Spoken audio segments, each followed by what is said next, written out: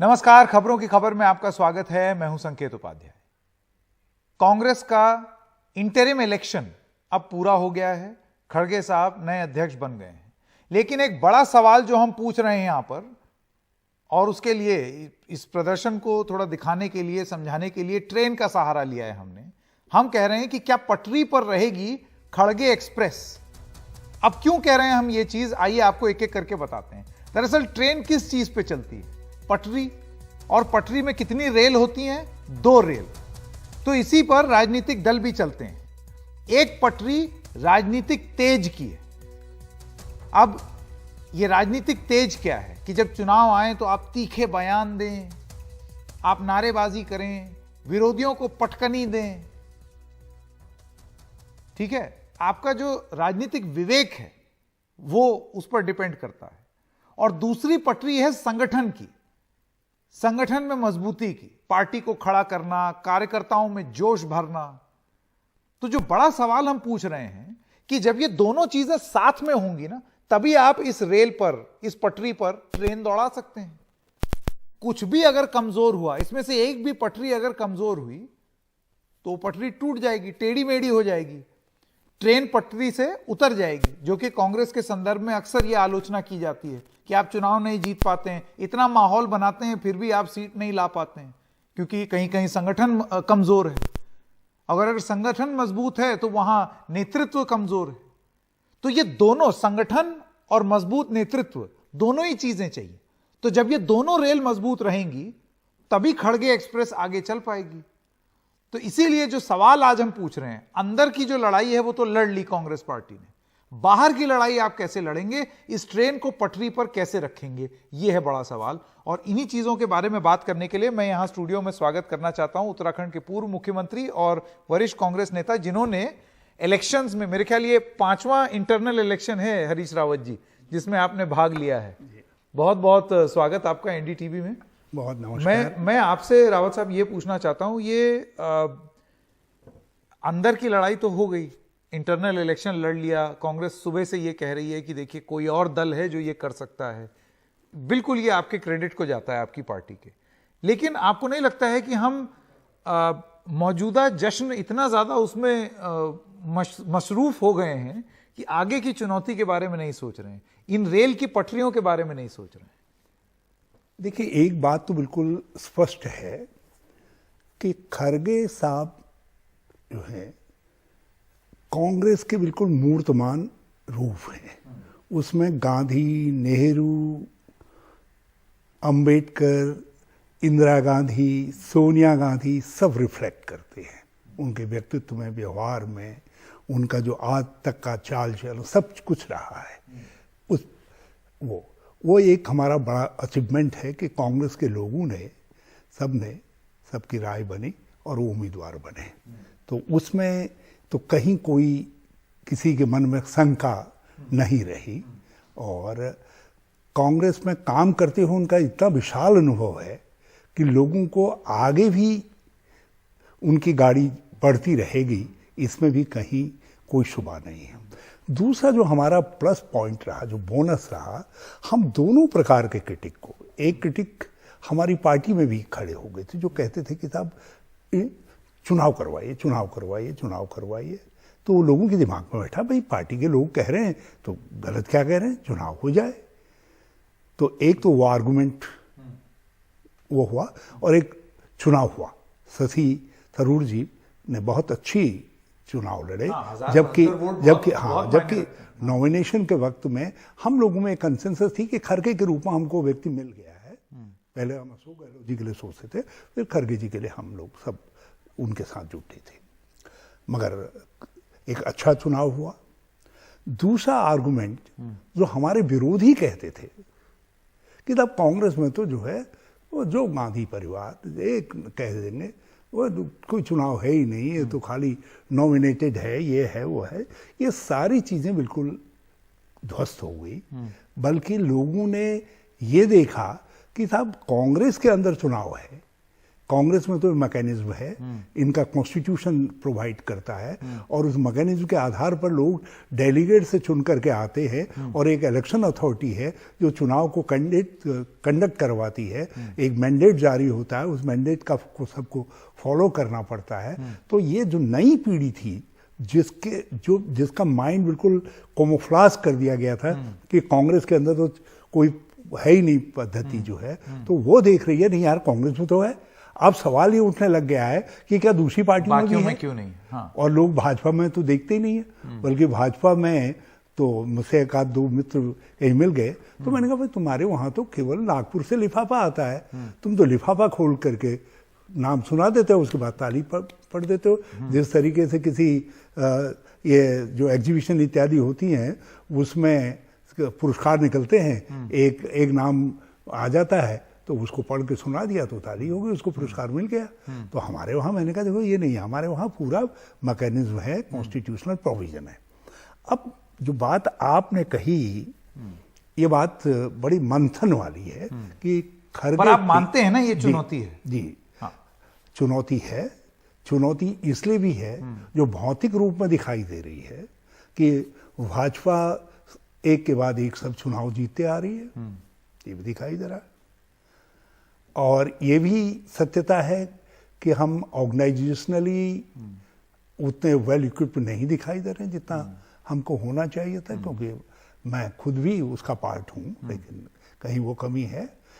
उनके बाद धन शक्ति भी है और सबसे बड़ी बात यह है कि उन्होंने प्रचार के सारे साधनों पर कब्जा कर रखा है। तो हमारा जो मुकाबला है बड़ा एक चुनौतीपूर्ण है रास्ता। उसमें से एक चुनौती की जिम्मेदारी तो राहुल जी ने अपने ऊपर ले ली स्वतः, जो हम लोगों ने उदयपुर में तय किया था कि भारत जोड़ो यात्रा निकालेंगे, और उन्होंने वो उसका नेतृत्व कर रहे हैं राहुल गांधी जी। और एक तपस्या है 5 महीने की, और एक तपस्वी के रूप में जिस शेड्यूल के साथ वो बढ़ रहे हैं, ये भूतों न भविष्य थी, आगे की कल्पना भी मैं नहीं करता, बल्कि किसी भी डेमोक्रेटिक दुनिया के सेटअप में इस तरीके की चुनौतीपूर्ण कोई यात्रा नहीं है। और जितना उनको समर्थन मिल रहा है उस समर्थन से लगता है कि भारत की जनता तपस्वी के साथ होती है, और तपस्या का हमेशा एक मकसद होता है। और इस तपस्या का भी मकसद है गरीब की बात करना। इस तपस्या का मकसद है कि हमको जो फोर्सेस डिवाइड करके राजनीति कर रही हैं, हम जोड़ने की बात करें। जो तो ये जो आजादी के तो एक पॉइंट हुआ ने आजादी के मूल्य मान्यताएं सिद्धांत हैं जो गांधी, नेहरू, अंबेडकर का रिफ्लेक्शन है, जो कॉन्स्टिट्यूशनल मैकेनिज्म हमारे देश के अंदर, उसको रिस्टार्ट वो करना। दूसरा जो वास्तविकता है उसको भी चित्रित करना जो लोगों के सामने नहीं आ पा रही है। महंगाई चरम पर है, बेरोजगारी की इंतहा हो गई है, देश की अर्थव्यवस्था चरमरा रही है, देश की सीमाएं खतरे में हैं, देश के अंदर सहिष्णुता नहीं है, घृणा के आधार पर राजनीति की जा रही है। ये सब सत्यताएं हैं। नहीं वो बात सही है हरीश जी, लेकिन मेरा ये कहना है, देखिए जनता से कनेक्ट, चलिए राहुल गांधी वाली बात आपने विस्तार से बता दी, लेकिन ये जो ट्रेन है ना, एक्सप्रेस ट्रेन, ये तभी दौड़ेगी अगर दोनों पटरियां बराबर अलाइन होंगी। अगर संगठन कमजोर होगा तो आप करते रहिए भारत जोड़ो यात्रा। अब जैसे एक आलोचना ये है, चुनाव हिमाचल और गुजरात में हो रहे हैं और भारत जोड़ो यात्रा साउथ में। बहुत अच्छी बात आपने कही। मैं अपने मन में ये सवाल रोज करता हूं कि राहुल गांधी जी के परिश्रम से और एक नए रूप में, एक नए अवतार के रूप में दिखाई दे रहे हैं, लोगों का परसेप्शन बहुत बदला है। जो ये 50-60 हजार ट्रॉलर्स की फौज खड़ी की गई थी जो राहुल गांधी जी की इमेज बिगाड़ने में लगते थे, लोगों को राहुल गांधी एक नए स्वरूप में दिखाई दे रहे हैं। और जो चीजें सामने नहीं आ पा रही थी, जो कमियां इस सरकार की नहीं आ पा रही थी, वो जनसंपर्क ने उसको चित्रित कर दिया। कांग्रेस एक नए अटैकिंग मूड में दिखाई दे रही, बिना अटैक किए। संगठन उसकी बात हो रही है, ऑर्गेनाइजेशनल स्ट्रक्चर, बिना अटैक किए कांग्रेस जो है अटैक कर रही है। और हर चीज जो है जिसके लिए भाजपा खड़ी है या प्रेजेंट रिजीम खड़ा है, वो सब ध्वस्त होती जा रही है, उनके हर कदम के साथ ध्वस्त होती जा रही है। तो एक अद्भुत स्थिति है ये जो है। तो एक पटरी तो हमारी मजबूत है। अब ये दूसरी पटरी जो कांग्रेस की, जिसको आप पटरी कह रहे हैं रेल की, वो उसको मजबूत करना है, उसमें हम सबको जुटना पड़ेगा।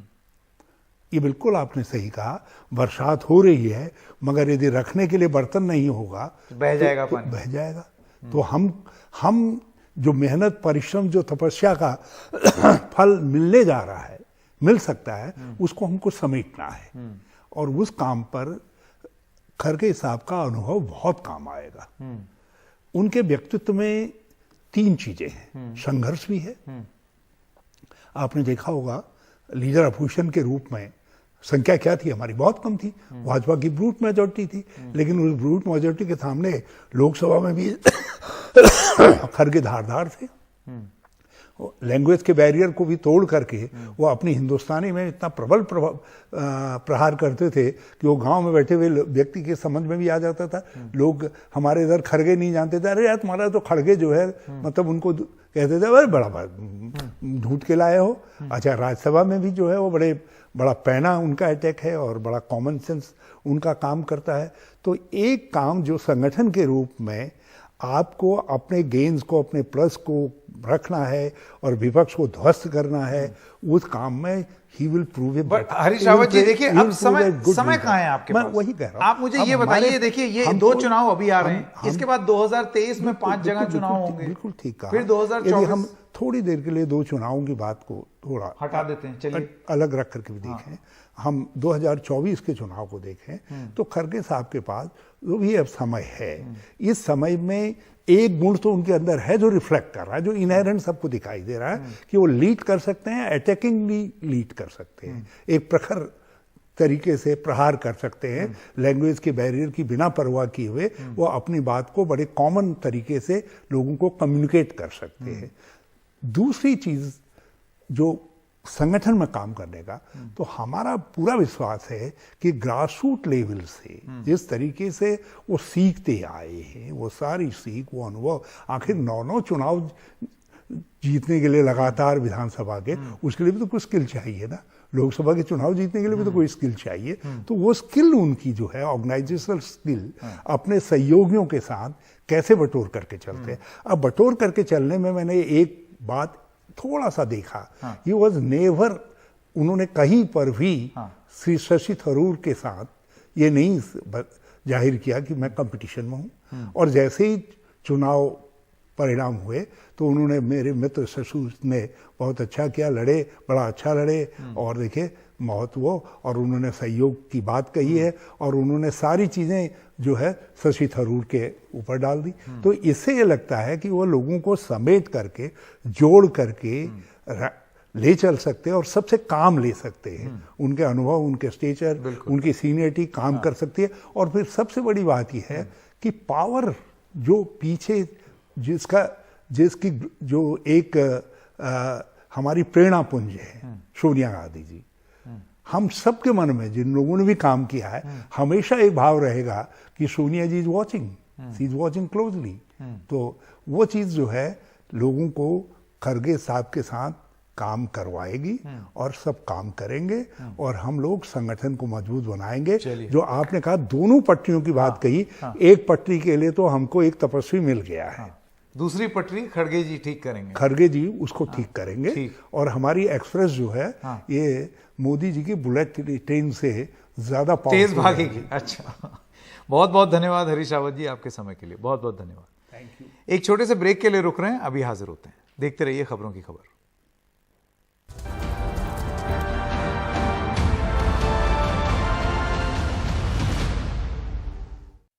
मेरे साथी श्री शशि थरूर को भी शुभकामना देता हूं, क्योंकि ये चुनाव में हम एक प्रतिनिधि के रूप में हम और वो खड़े थे।